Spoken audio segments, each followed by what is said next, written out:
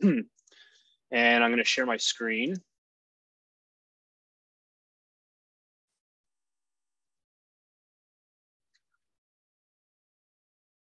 Today is all about criteria.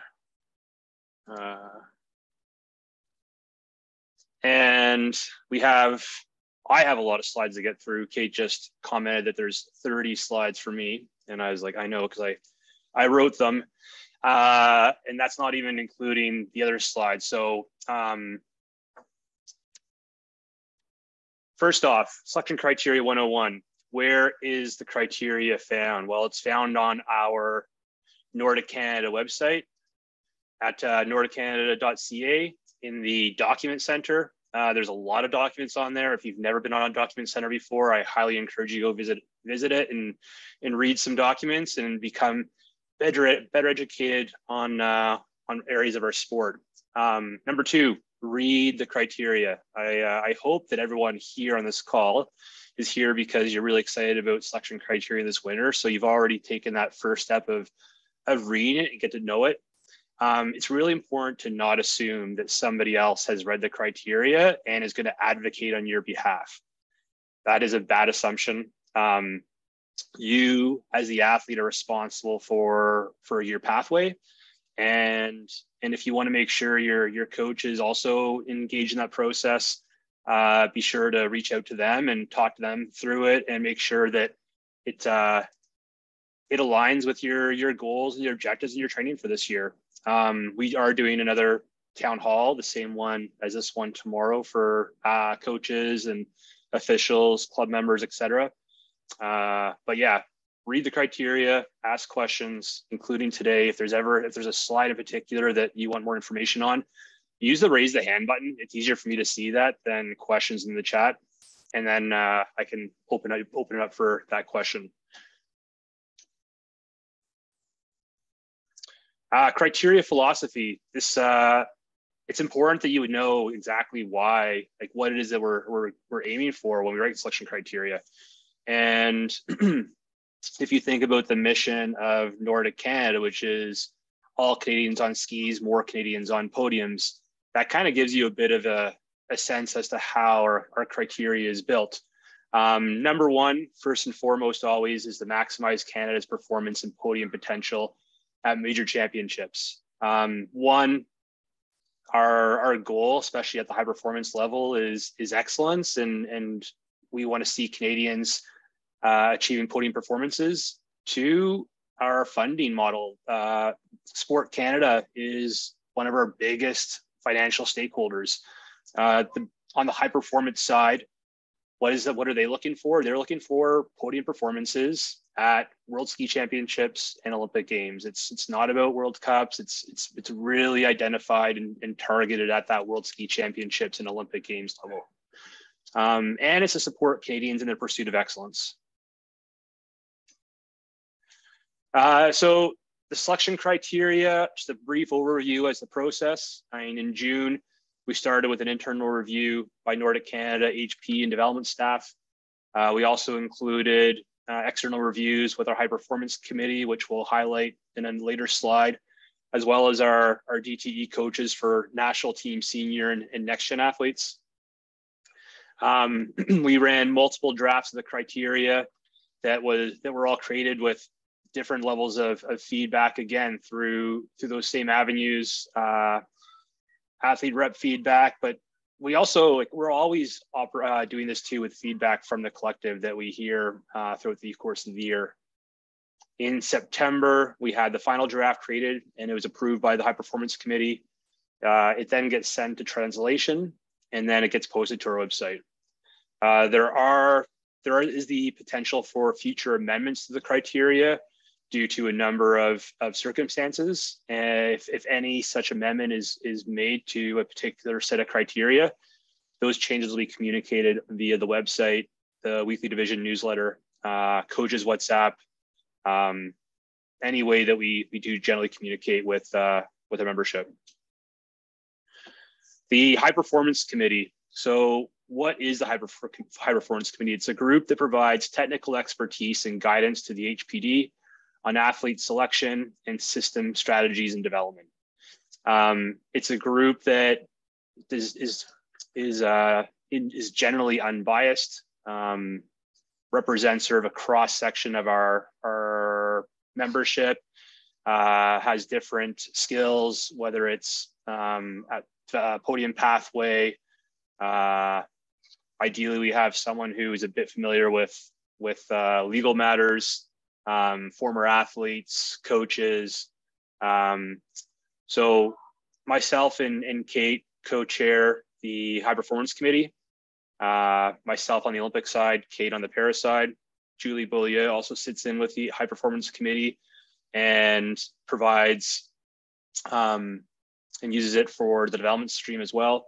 Alain Masson, Maria Lundgren, Robbie Weldon, Devin Kershaw, and John LaFranco are the main 5 members of our high performance committee. So whenever we do decisions, whether it's selections for a trip, national ski team selections, athlete assistance program, these are the individuals that that provide their opinion and provide guidance.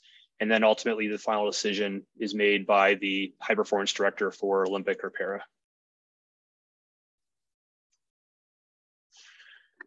A couple of quick things on athlete eligibility. Number 1, if to be selected for a team, you must have an active Nordiq Canada and FIS racing license. You must have a Canadian passport and be a Nordiq Canada member in good standing. What does that mean? Well, number one, are you a member of a club? Are you a member of Nordiq Canada?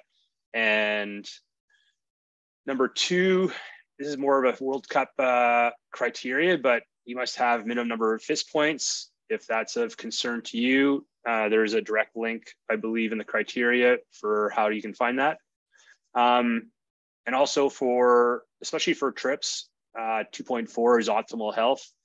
And one thing we've added into our trip criteria this year is we are asking that athletes are able to provide a blood test within the last 4 months. And that's just one way for us to help protect the health of athletes on trips. For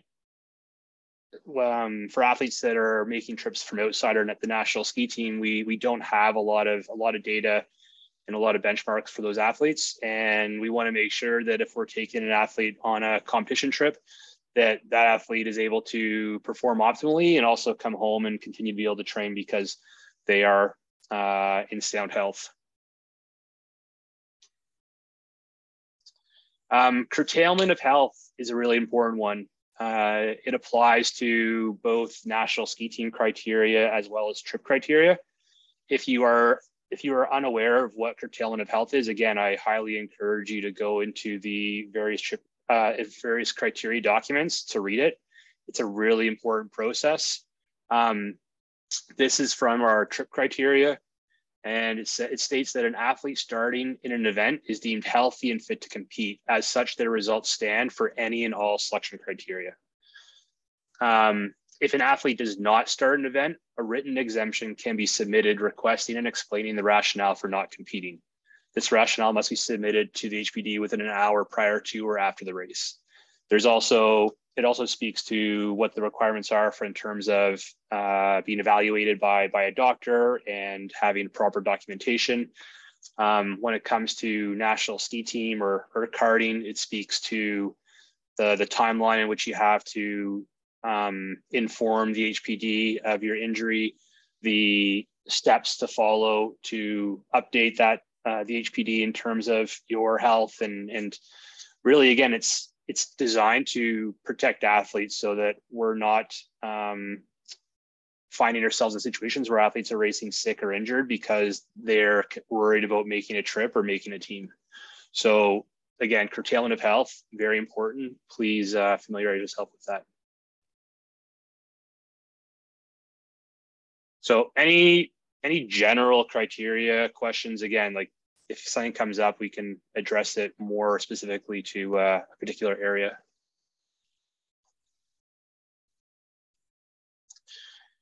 Okay, we'll start with the Olympic competition criteria. So what is in there?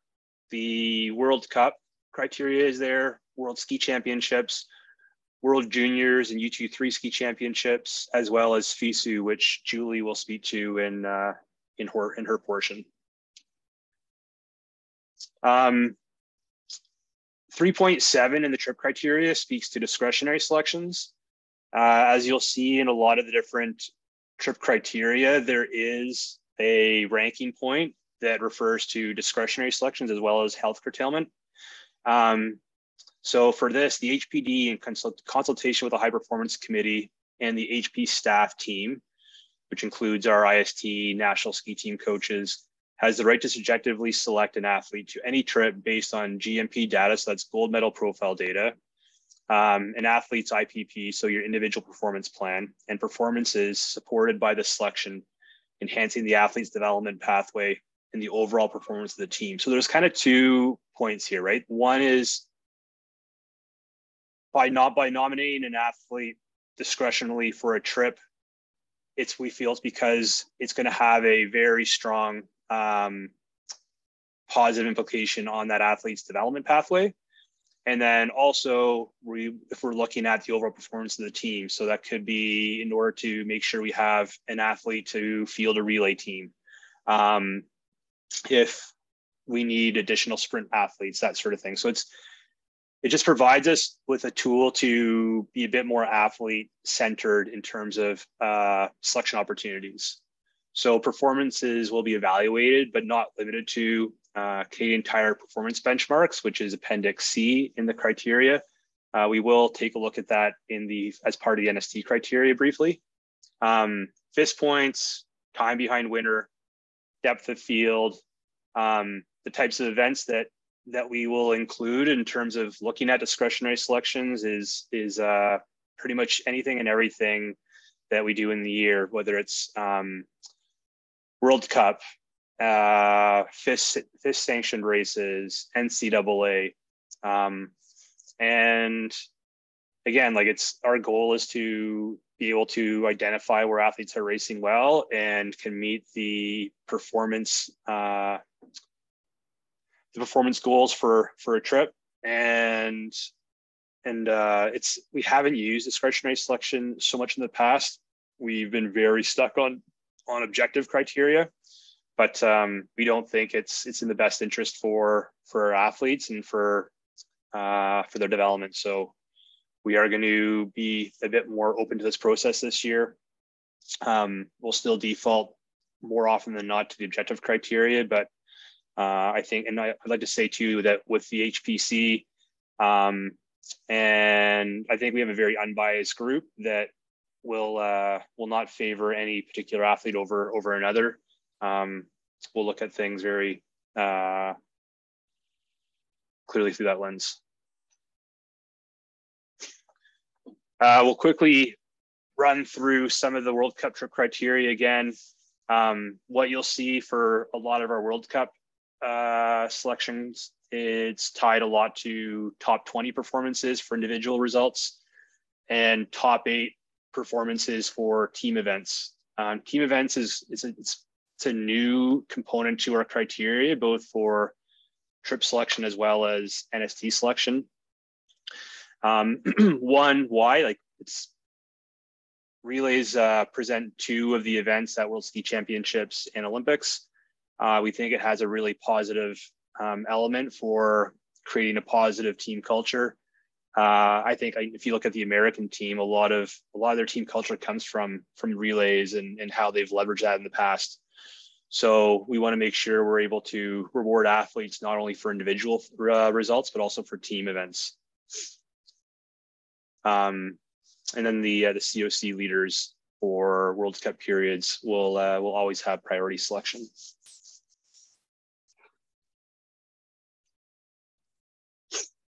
Oh, that's not the right one.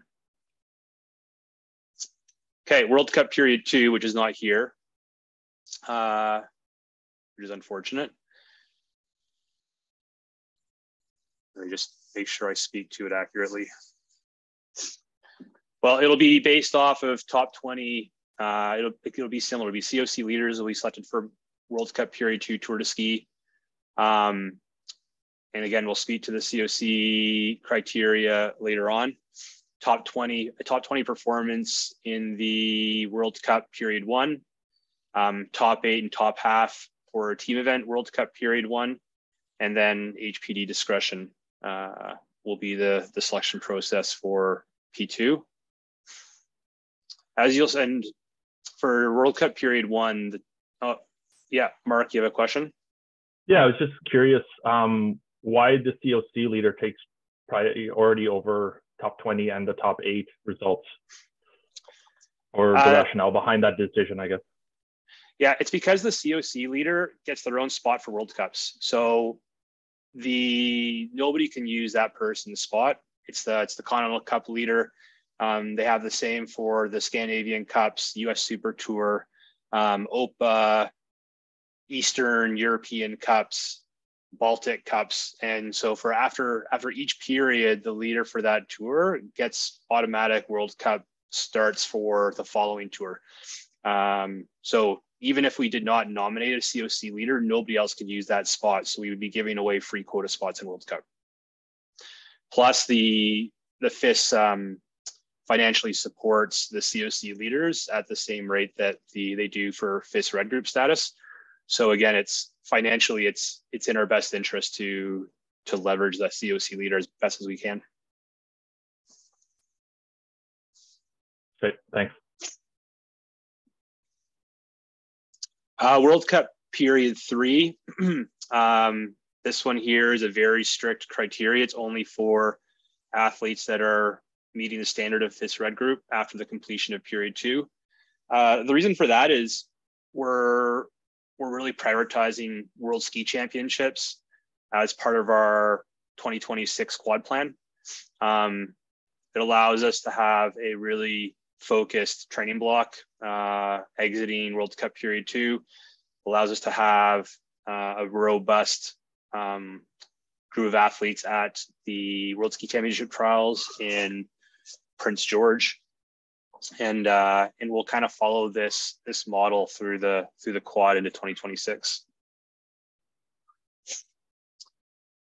World Cup period 4, again, similar criteria. It's a little bit stricter. FIS Red Group status, COC leaders at the end of period 3, a top 12 performance in the World Cup or World Ski Championships for the season.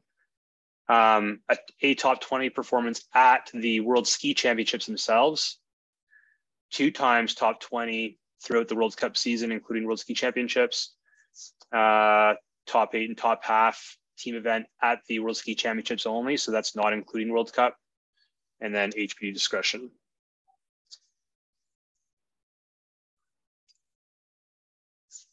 World Ski Championships, yes, Scott. I just noticed for period 4, there wasn't any criteria for World Juniors or U23 championships. Would any good results be your discretion for getting onto period 4 there? Yeah, so that's where that would fit. That would fit under HPD discretion. If we feel, and going back to my slide on that HPD discretion, if we feel it's in the best interest for the athlete and their development, or it can improve the performance of the team. But it's really hard to put a criteria in for World Juniors and U23s. Katie, sorry, go. Sorry, at the end of, so it says COC leaders at the end of period 3. How many Continental Cup races count for that? Are you aware of that? Yeah, well, I have a slide for that. Okay, thanks. Yeah, and also Scott too, just to expand on that, like athletes that are qualifying for World Juniors and U23s will also have been competing at the exact same World Ski Championship trial events in Prince George. It's common distances this year, right, for senior and U20. So we'll also be able to get a good comparison as to where those athletes are relative to athletes that are qualifying for ski championships. So that also kind of allows us to not necessarily put a defined criterion for World Juniors. World Ski Championships, FIS Red Group status, top 12 in a World Cup for the 2022-23 season, 2 times a top 20, HP discretion. So, and then followed by World Ski Championship trials. I've had the question, why is HP discretion in this case ahead of World Ski Championship trials? It's for an athlete that's maybe they were 15th in one race and 21st or 22nd in another race, where they didn't technically have 2 times top 20. They might, and they also didn't have a top 12, but they met the spirit of the criteria, and we feel like they're going to meet our objectives and contribute positively to the success of the team. And that would then allow them to come back from Tour de Ski, where they likely would have done some of that criteria for those results, and be able to recover and begin training for World Ski Championships without having to squeeze in all or part of trials. So from trials itself,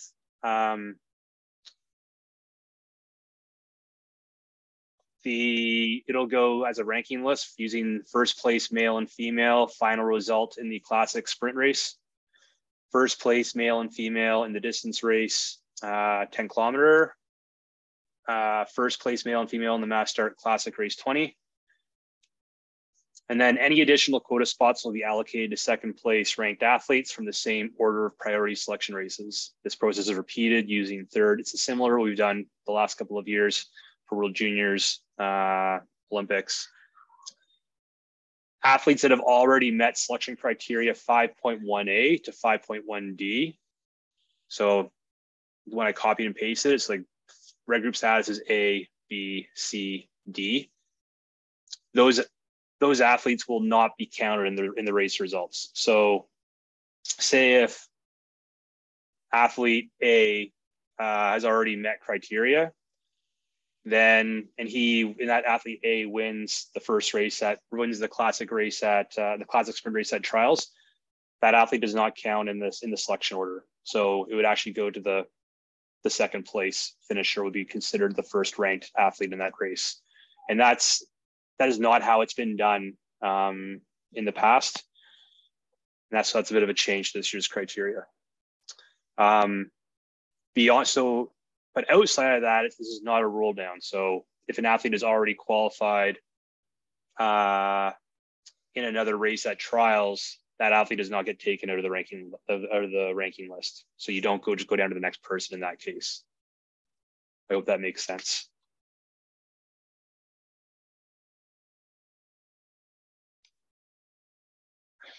World Juniors. Okay, there could be a few questions on this one because we have made some minor to major changes on it.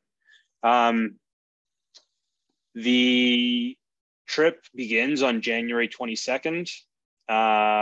So for those that are good with calendars, the last race at trials is the 21st, which means if you are planning on qualifying for World Juniors or U23s, then you need to be prepared to join the trip from Prince George on the Sunday following the last race of trials. So you'll need to make sure you have a plane ticket that is changeable and or refundable, and that you also have accommodations for the night of the 21st in Prince George. We'll put all this into a document with a general schedule for World Juniors that will communicate in the very, very short near future.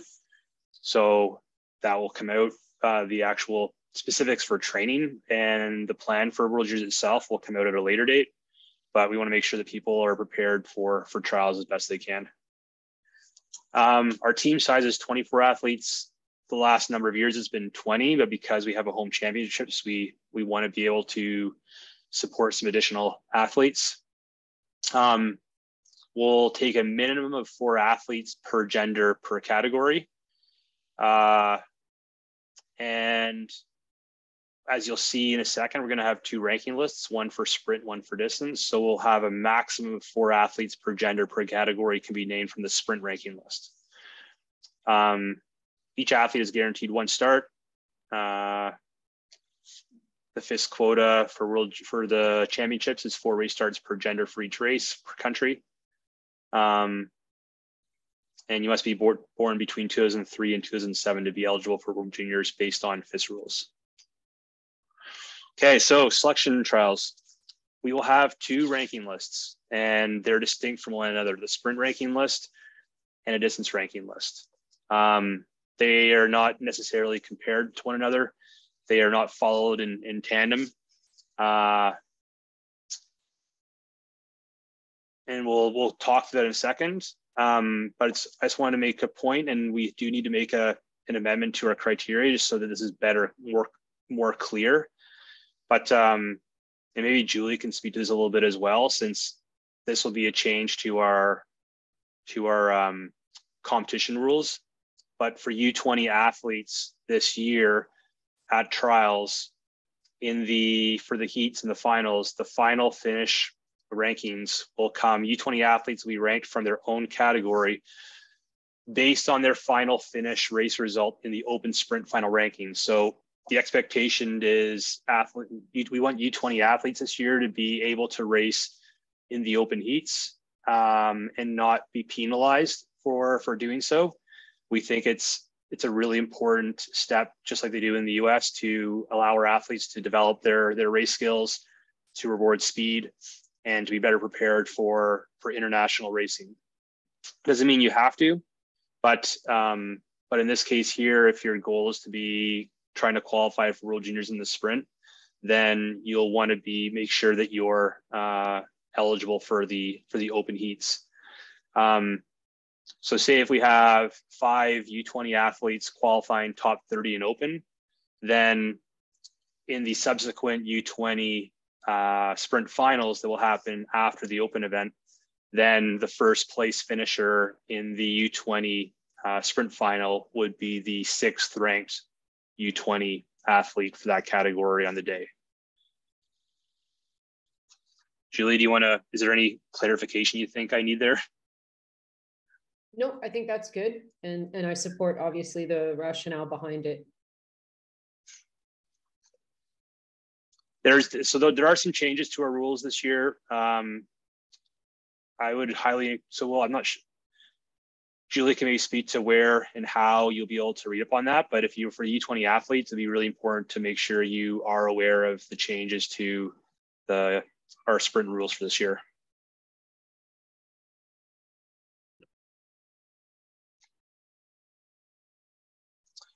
So selection process, step 1, race winners will be selected from the following races. Where an athlete wins more than one event, there will not be a roll down selection. Example, the 2nd place athlete is not selected in this priority. So junior women and men, we'll take the race winners from the sprint qualifier, the sprint final, the 10 kilometer and the 20 kilometer, and same for U23 women and men. Step 2, athletes will be selected to fulfill the 4 athletes per gender per age group minimum using the following rationale. There's no selection priority between the sprint and distance race categories. However, the selection ranking lists athletes order will be followed. Selection between the sprint and distance race events will be based on points 3.7. Performances will be evaluated by, but not limited to, ensure highest chance of performance in the Canadian Championship. So best way to look at it as an example, like a 4th place junior female athlete in a distance race could be selected over a 3rd place junior in a sprint race if the distance athlete has a stronger performance based on time behind the winner, depth of field, tracking performance, benchmarks, and is better positioned for a stronger performance at the championships.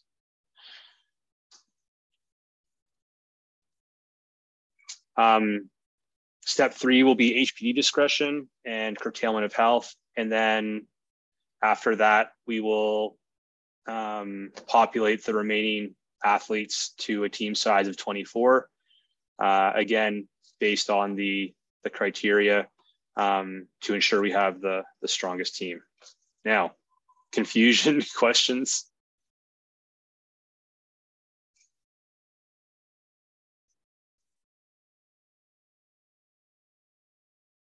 Okay.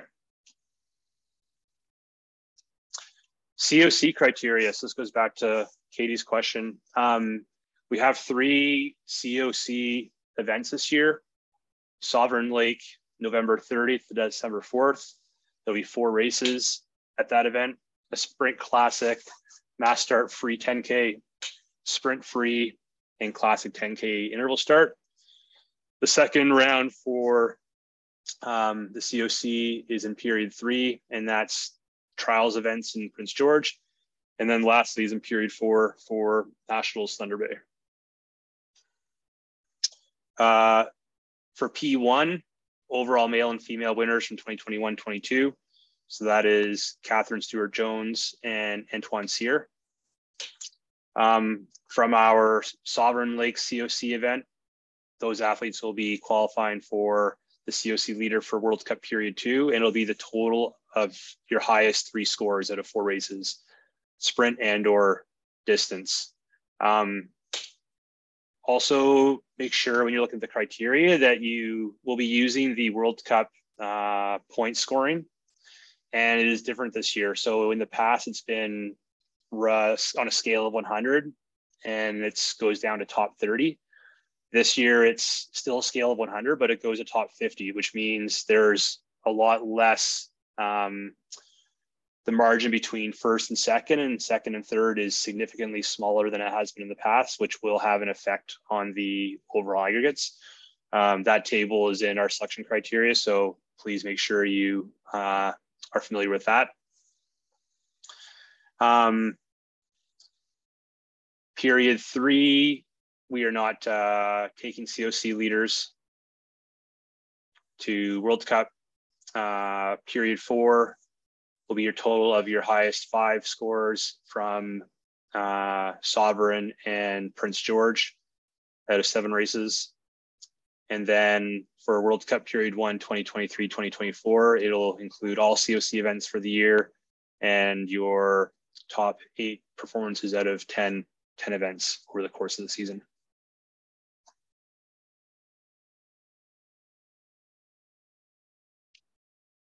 Okay, NST criteria.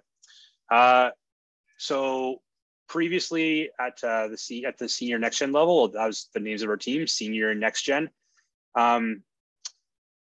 We've made a change and we've created 3 tiers, still kind of capturing the same criteria as our senior and next gen teams previously had, but it'll be gold, silver, and bronze.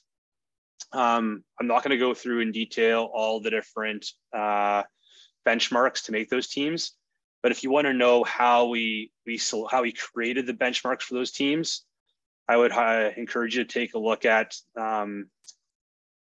our performance profile benchmark summary. This is data that has been created for us by Canadian Tire through the relationship with On the Podium, and it's looked at international performances going all the way back to 2000 to determine what benchmark, what profile leads to podium performances at World Championships and Olympic Winter Games. So so our gold team, the criteria kind of led itself towards a major podium, so anything in green. Our silver team would be following the benchmarks for B, World Cup top 12. And then our bronze criteria would be meeting benchmarks for World Cup top 30. And the gold team program is designed for senior and junior athletes who have demonstrated the ability to meet that green criteria that we just looked at for a podium performance at a major championship. They must be born in 2004 or earlier. If an athlete meets, we won't worry about that one. That's that's tied to AAP carding. But if you do meet our senior international criteria, as issued by Sport Canada, then you'd be nominated to the team for 2 years because, well, you'll be carded for 2 years. So we felt it was only fit to be nominated to the national team, gold team, for 2 years. If you look at the criteria, if you meet criteria A, B, or C, then you'll be nominated to start the World Cup season the following year for P1. One thing that the gold team members will also have available to them is they could be nominated for international trips as determined appropriate by the goals of the NST program. So this kind of goes back to the discretionary selection. And then athletes can be discretionally nominated if they have if they previously met gold team criteria and are meeting objectives outlined in their international performance plan. So this last one, and you'll see this kind of in each of the different tiers of the program, but we want to make sure that athletes are being not only rewarded for performances, but also once they've demonstrated the ability to meet a certain benchmark, that we're also rewarding them for how they buy into the process of getting better. Like, are they working with their coaches and their IST to around their IPPs? Are they communicating effectively? And so we're not just saying, oh, you're only as good as your last race, you're only as good as your last year, that we're actually investing in our athletes a little bit longer term, knowing that it's not a linear line for development. There's ups and downs to the process. So silver team, very similar, demonstrating the ability to compete at top 12 performances in 5 to 8 years.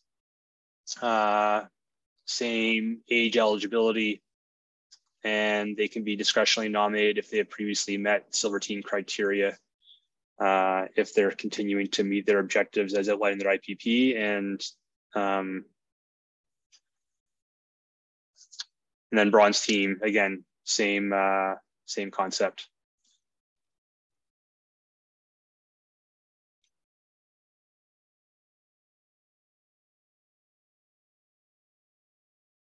Any questions about the NST program? Maybe I'll say one thing is, why have we moved to this system? And I guess it's more for, we want to make sure that we can support to the best of our ability, both physically and financially, our athletes that are truly tracking towards major podium performances, without compromising our ability to capture more athletes in our system. And up until now, it's all kind of been one or the other, right? Like we either capture a lot of athletes, which has a financial impact to our budgets and how we can run our programming, in which case then we can't necessarily provide the opportunities that are top athletes that are meeting that green criteria need and deserve in order to be able to get to that last stage of their career. So this way it allows us to do both effectively. We're really excited by the size of our NST program for this year. It makes for an amazing team culture, and we don't want to lose that, but we also want to support our top performing athletes optimally.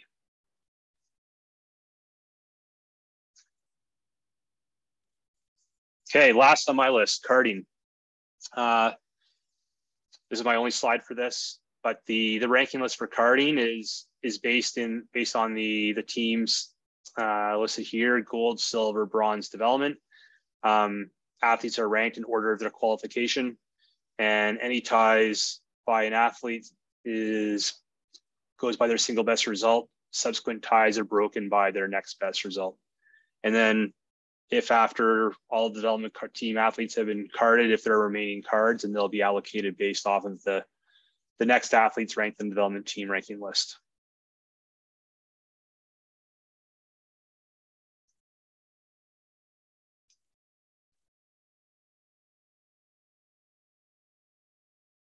Thank you. And if you have any follow-up questions at all, please never hesitate to send me a note. I'm always happy to continue the conversation. Thank you. Thanks, Chris. I just realized you're showing a screen and there's missing one of my slides, and I was just going to chat to the updates you had mentioned before earlier. Yep. In terms of the sprint races. So it's okay, I can just comment on them, and if anybody has questions. In terms of updates to what Chris is talking about, once events tech packages are finalized, they should be linked on the event websites. We will also be updating our ICR and CCR, which is our Canadian rulebook, international rulebook as well. And that gets done pretty much in the next couple of weeks, and then that's posted on the website as well. We're also publishing an events primer, which sort of condenses all of this information into some very quick, easy, here's the event, here's what's being selected at the event, here are some highlights that you need to know. And that's just in translation right now, so we'll hopefully have that out to you guys this week as well. We often publish and post a lot of this in the coaches WhatsApp group. So if you have questions, just check in with your coaches as well.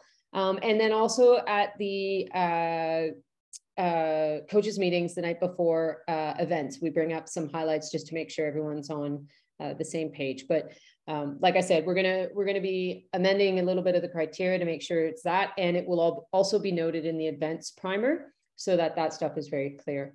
FISU, again, big thanks to our community. We really appreciated getting the feedback that we did on the FISU criteria. For those who don't know the background, really quick, when Chris and I originally sat down to talk FISU criteria, we had looked at doing an East-West selection.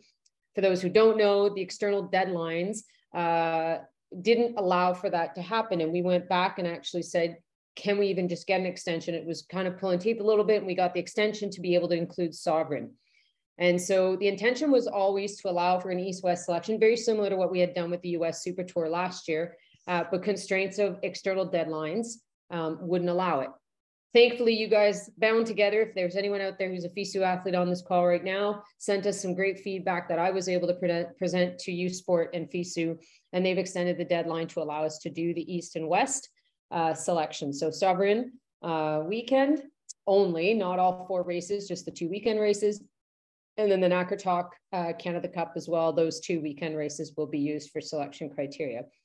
The more important piece here for anyone who is interested in doing FISU is we really need to get a long list into them way before we run any of our events. And we've put on a expression of interest registration form on zone 4. So if you're just even remotely interested, what we need you to do is get on that, do the registration, and then complete all the documents that are required. So that then comes the time of selection, we'll be able to just say this person, this person, this person, and we can go. They're extending our deadline to December, 11th at 11:59 at night, because the U Sports deadline is December 12th to FISU. So we need to come in before their deadline hits. So that's a bit of the urgency for getting all the documentation in. The coaching staff this year for FISU will be Diane Poncelet from Fondeur and Steve Wintagnu. And we will also have a wax tech with the team as well. We're just waiting for confirmation from them that they'll be able to participate. As you can see right here, you need to submit all of the required documentation. There's a link here, but it's also online and in our criteria as well. And I'm not sure, can I share my screen for a second, Chris? Would that be okay?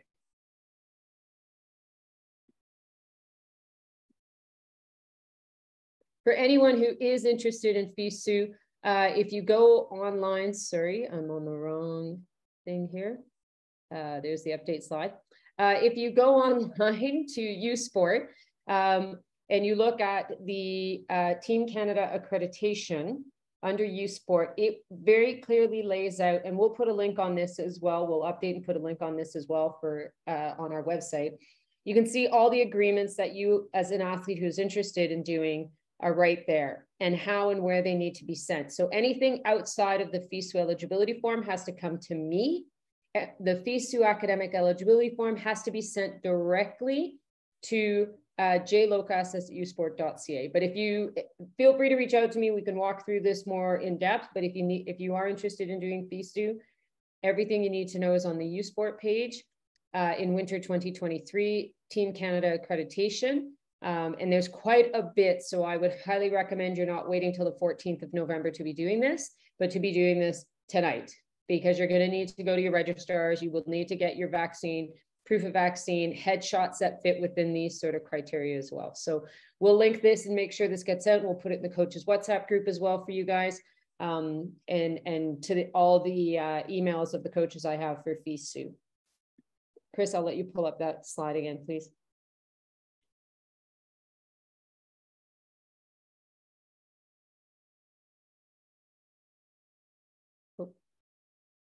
Here we go. And then the next one, please. So that's just going through again what I just talked about in terms of all the documentations that have to go. And you'll also notice when you register on the Zone 4 that there's a deposit that's due. If you are not selected for the team, that will be refunded to you automatically. No administration fee or anything like that. But we do need to know that there's a genuine interest because of the tight timelines. Next one, Chris. I was asked quite a few times about the cost breakdown and what is this youth sport participation fee. I just thought I would share that really quickly.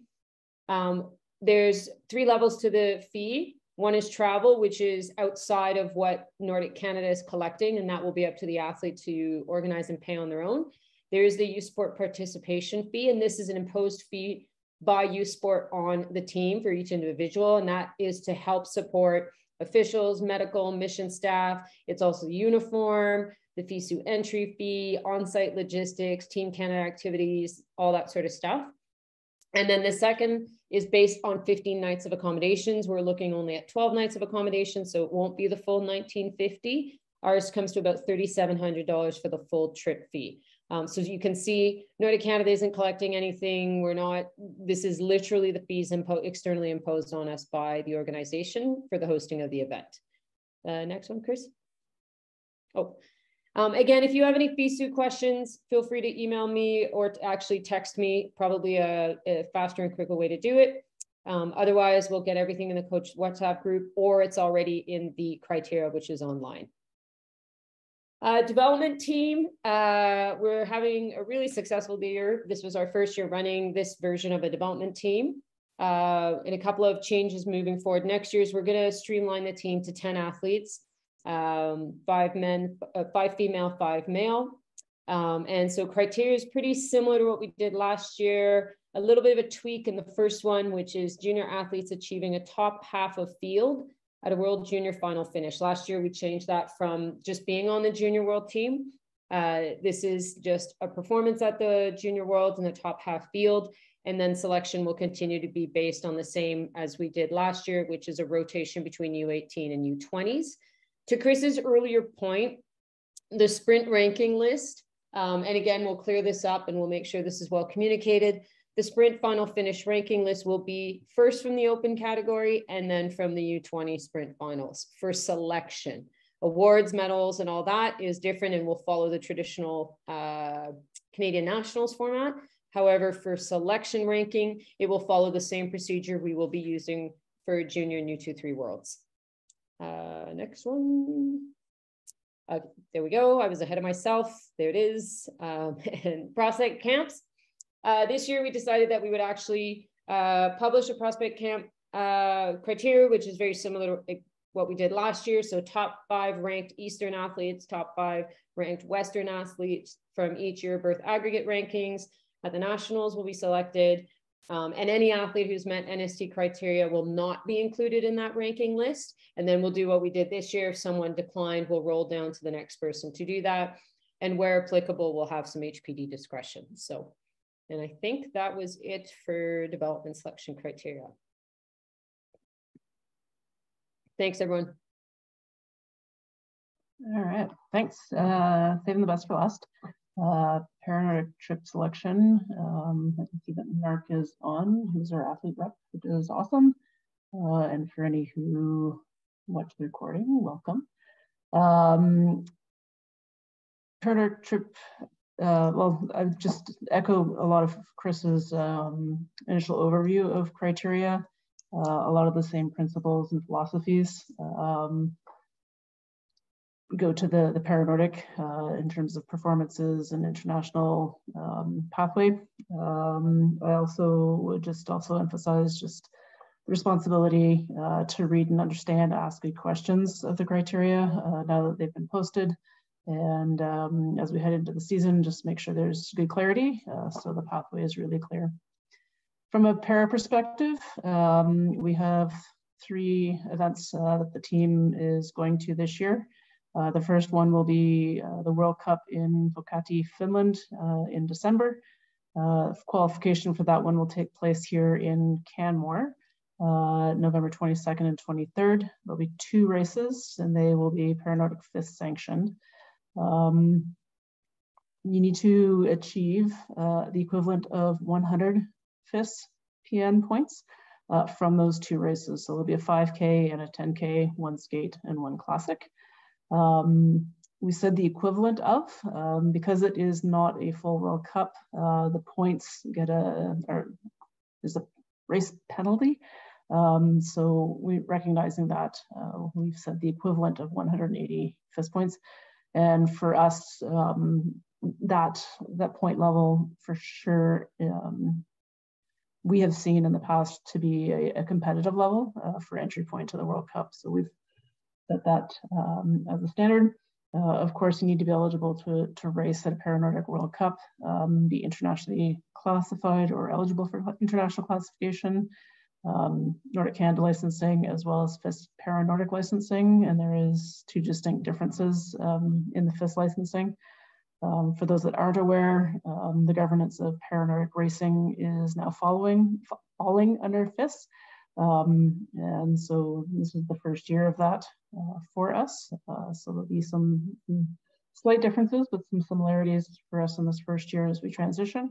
But there is the standard FIS license that we are aware of from a Olympic stream perspective, but there's a specific Para-Nordic FIS license that needs to be obtained. And of course, Canadian citizenship, and Nordiq Canada licensing and the like. That race, like I said, begins December 9th. The team will be leaving kind of in 2 tiers, depending on ticket availability, December 5th and 6th. So athletes should be prepared if they're nominated and accept their positions. Those will be our departure times. Next event will be the World Championships in Östersund. That will be taking place at the end of January. And for that, we have set a benchmark of 90 FIS PN points achieved at the World Cup in Finland in December. More competitive event, and we want to go in performance ready. And for the World Cup finals, targeting bringing a smaller team, so athletes achieving 90 FIS PN points in Sweden will be eligible to participate in the World Cup finals in Soldier Hollow. All trips are subject to trip fees for non-World Cup athletes. So if you're not currently named to our World Cup team, development team, or next gen team, those who aren't on the team are subject to self-funding the trips. And similar to some of Chris's funding, we estimate those costs to be about $5,000 for the international competitions. Next one, Chris. Team selection for the coming season. Not a lot has changed, though we have changed the naming of our teams to align better with Sport Canada, On the Podium, and other partners.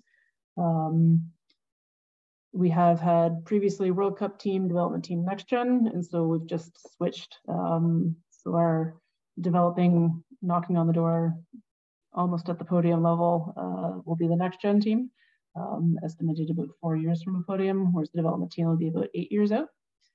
World Cup team, they need to achieve 1 race result of 30 FIS points at the World Cup, World Championships, World Cup finals, either in biathlon or cross country. And we know that 30 WPNS, I think it's take a little while for me to get my brain into FIS mode. 30 FIS points for PN, we know is pretty much podium or just off the podium. And so for us, 1 race results certainly demonstrates that performance level that we're expecting from our World Cup team. The next gen team, it's achieving 2 race results of 90 FIS points, either at the World Cup or World Championships in the season. The development team is 180 FIS PN points at COC events. So like our trials event here in Canmore or US Nationals, or any World Cup, World Championships results. And then our prospects team, which is primarily targeted at U24 athletes or athletes who are fairly new, injury acquired.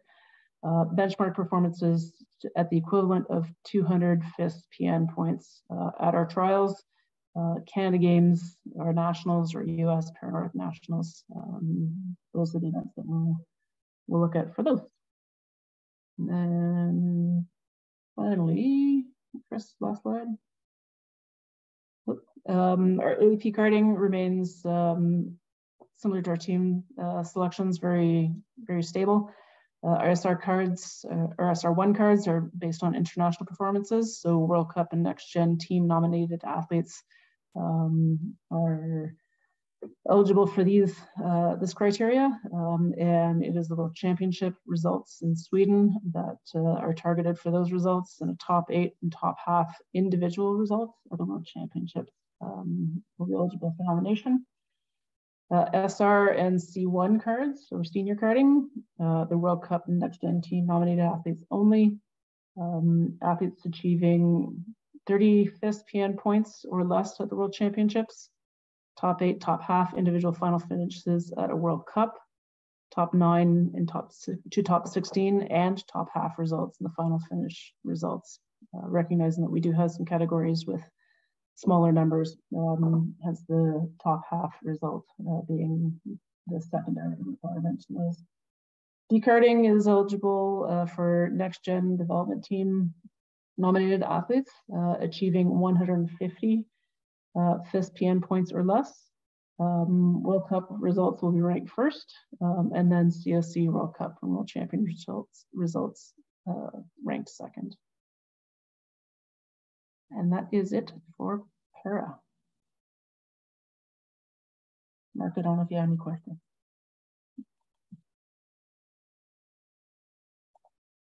Good stuff. Thanks, Kate. I think we have one more slide. Yeah, this is our last town hall for 2022.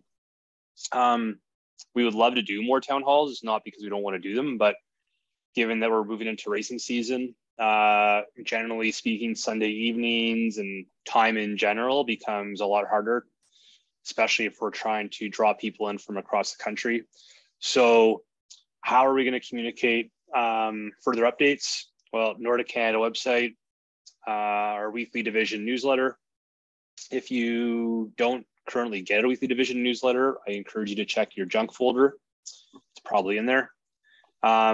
Race event TCM. So a lot of our staff, whether it's coaches, Julie, Kate, or myself, will be at events. So we can also provide updates at the TCMs.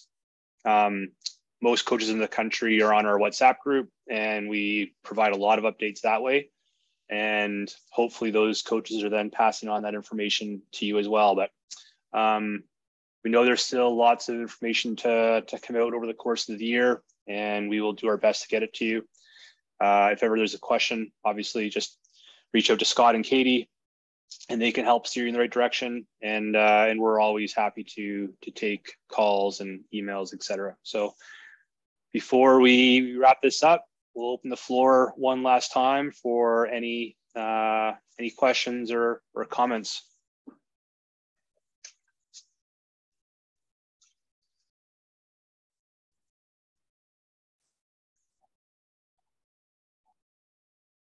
Okay, well, thank you very much for those that were able to make it tonight. Thanks to those that have watched this online on our YouTube channel. And guys, thank you for taking the interest in selection criteria. And it's really important for you and your development to know this stuff. So congratulations on taking this step. And we will see you next time. Thanks, everyone. Yeah, thank you, everyone. Thanks, Chris, Julie, and Kate.